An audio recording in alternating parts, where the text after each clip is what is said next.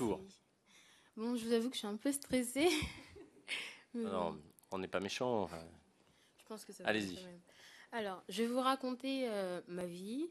Je vais vous raconter d'où je viens. Alors, je viens d'Haïti, donc une petite île. À la base, j'étais dans une famille où on était beaucoup. Et comme j'allais pas bien, j'étais malade, bah, ma mère m'a mis dans un orphelinat. Et du coup, après, je me suis fait adopter par ma mère, Catherine, qui est ici. Et je crois que c'est le plus beau geste qu'on puisse faire. Parce que je me rappelle pas mentalement, je veux dire, de quand j'étais là-bas, mais des fois, je me rappelle de quand j'avais faim et que je sentais que j'avais absolument rien à faire là-bas, j'étais seule. Parce que c'était un grand orphelinat et on s'occupait pas de nous, vraiment. On était dans une misère noire et c'était pas possible. Alors, je me demandais comment un être humain pouvait vivre dans un endroit pareil. Et quand ma mère m'a adoptée, bah, ça a été le plus beau jour de ma vie, fatalement. Et je me rappelle que quand j'étais petite, et bah, qu'importe que mes parents soient homo, ça m'a jamais dérangée.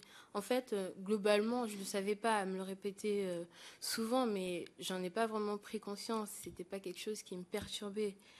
Donc, il n'y a que quand j'allais en cours qu'on me posait des questions, mais c'était pas des questions indiscrètes ou méchantes. C'était juste des enfants qui étaient curieux et qui voulaient savoir un peu comment ça se passait. Mais oui, c'est comme tu disais, c'est il y a à peu près il y a 2 ans où on a commencé à me téléphoner en disant est-ce que ça va, vos parents sont homo, enfin qu'il y a des choses comme ça. Mais c'était assez bizarre. Mais je voulais dire que j'ai 2 petits frères, Roger et Kenson, et si la loi ne venait pas à passer, ça me rendrait très triste parce que si jamais Valérie, ma deuxième mère, mourait, je serais séparée de mon frère Roger. Et ce serait quelque chose d'affreux parce que on a grandi ensemble, on a fait plein de choses ensemble, on a plein de souvenirs en commun. Je sais que la loi ne reconnaît pas mon frère comme mon frère, mais pour moi, c'est mon frère.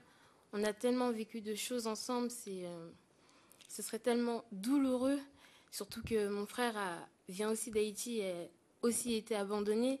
S'il se faisait abandonner une deuxième fois, je veux dire, quand on est adopté, c'est une deuxième vie qui commence.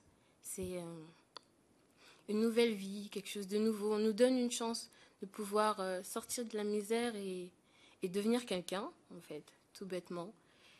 Et je sais pas, je trouve ça tellement important. Alors je vois pas pourquoi, juste parce qu'elles sont amoureuses de enfin d'une autre femme, de quelqu'un qui a le même sexe qu'elle, elles auraient pas le droit de se marier, elles auraient pas le droit d'être heureuses.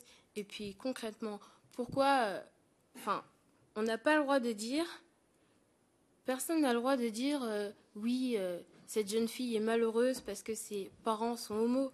C'est n'importe quoi. Je veux dire, c'est mon expérience personnelle et personne ne peut dire à ma place si je suis heureuse ou malheureuse. Et je le vis très bien. Enfin, j'ai pas de problème. Je suis dans une école de photographie. J'aime ce que je fais. J'aime ma famille. Je suis sûre que un jour on vivra dans une France où il y aura plein de gens cool partout. Et voilà, enfin, globalement. Merci beaucoup.